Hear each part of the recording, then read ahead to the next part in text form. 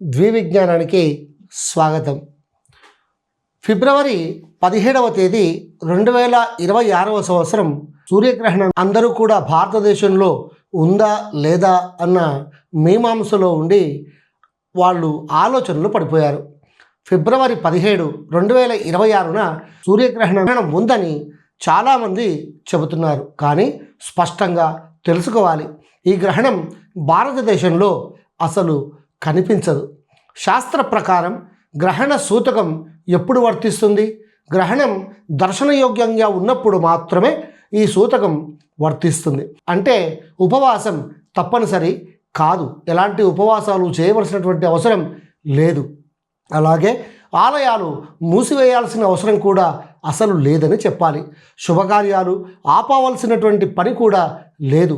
ఇది భయం కలిగించే విషయం కానే కాదు. గ్రహణం అనేది ఖగోళ సంఘటన మాత్రమే. అయితే భక్తితో జపం, ధ్యానం చేయాలనుకుంటే అది వ్యక్తిగత ఆధ్యాత్మికత నిర్ణయమే అవుతుంది. అందుకే అపోహలు ఏమాత్రం నమ్మకండి, శాస్త్రం తెలిసి ఆచరించండి. ఇది ద్వివిజ్ఞానము, సత్యాన్ని చెప్పే వేదిక, సత్యాన్ని చూపించే వేదిక. స్వస్తి.